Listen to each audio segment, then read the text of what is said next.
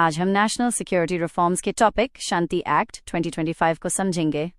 1. Background and meaning. सबसे पहले समझते हैं शांति एक्ट क्या है। शांति का फुल फॉर्म है sustainable harnessing and advancement of nuclear energy for transforming India act 2025। इस बिल को पार्लियामेंट ने विंटर सेशन में पास किया और प्रेसिडेंट द्रौपदी मुर्मू ने इस पर आसान दिया। इसका मेन ऑब्जेक्टिव है इंडिया के न्यूक्लियर एनर्जी सेक्टर को रिफॉर्म करना, नेशनल सिक्योरिटी को स्ट्रेंथन करना और क्लीन एनर्जी ट्रांजिशन को फास्ट बनाना। इस एक्ट के मेन ऑब्जेक्टिव्स हैं एनर्जी सिक्योरिटी को स्ट्रॉन्ग बनाना, प्राइवेट और फॉरेन इन्वेस्टमेंट को अलाउ करना, न्यूक्लियर सेफ्टी और गवर्नेंस इंप्रूव करना, नेट ज़ीरो 2070 टारगेट को सपोर्ट करना, क्लीन और लो कार्बन इलेक्ट्रिसिटी जनरेट करना। अब आते हैं इंपॉर्टेंट लीगल प्रोविजंस पर। पहला, ओल्ड लॉज का रिप्लेसमेंट। इस एक्ट ने एटॉमिक एनर्जी एक्ट 1962 और CLND एक्ट 2010 को रिपील करके एक सिंगल कंसोलिडेटेड लीगल फ्रेमवर्क बनाया है ताकि रेगुलेशन सिंपल और इफेक्टिव हो। दूसरा, प्राइवेट पार्टिसिपेशन। पहली बार private Indian companies, joint ventures और फॉरेन फर्म्स को न्यूक्लियर प्लांट्स बिल्ड, ओन और ऑपरेट करने की परमिशन दी गई है, जिससे NPCIL का मोनोपोली खत्म हो गया। तीसरा, स्ट्रेटेजिक स्टेट कंट्रोल।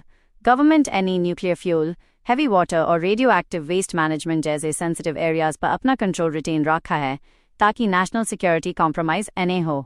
चौथा, strong regulator. Atomic energy regulatory board को स्टैट्यूटरी स्टेटस दिया गया है और पार्लियामेंट के प्रति अकाउंटेबल बनाया गया है, जिससे सेफ्टी और ट्रांसपेरेंसी बढ़ेगी। पांचवा, न्यू न्यूक्लियर लायबिलिटी फ्रेमवर्क। इस एक्ट ने सप्लायर लायबिलिटी को हटा दिया है और सर्फ ऑपरेटर को ही रिस्पॉन्सिबल बनाया है, जिसमें लायबिलिटी कैप प्लांट कैपेसिटी के हिसाब से फिक्स की गई है। अब बात करते हैं सिविल लिबर्टीज और फेडरल कंसर्न्स की। क्रिटिक्स कहते हैं कि लायबिलिटी कैप और सप्लायर लायबिलिटी हटाने से एक्सीडेंट के केस में विक्टिम्स को फुल कॉम्पेंसेशन नहीं मिल पाएगा, जो पोल्यूटर पेज प्रिंसिपल के अगेंस्ट है। फेडरल कंसर्न्स ये हैं कि न्यूक्लियर एनर्जी यूनियन लिस्ट में आता है, लेकिन इमरजेंसी रिस्पांस में स्टेट्स का रोल बहुत इंपॉर्टेंट होता है, इसलिए सेंटर स्टेट कोऑर्डिनेशन स्ट्रांग होनी चाहिए। इंडिया का करंट न्यूक्लियर कैपेसिटी सिर्फ 8.18 गीगावाट्स है, जबकि 2047 तक टारगेट 100 गीगावाट्स का है।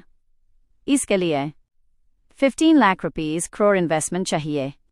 बजट एलोकेशन सिर्फ 20,000 करोड़ रुपीस है, इसलिए प्राइवेट इन्वेस्टमेंट बहुत ज़रूरी है। साथ ही project delays, technology gap, uranium supply issues और क्लाइमेट गोल्स BHI रिफॉर्म्स की डिमांड करते हैं। गवर्नमेंट ने न्यूक्लियर एनर्जी मिशन लॉन्च किया है, बजट 2025-26, जिसका फोकस है स्मॉल मॉड्यूलर रिएक्टर्स SMRs का डेवलपमेंट। टारगेट है 2033 तक कम से कम 5 इंडिजिनस SMRs डेवलप करना।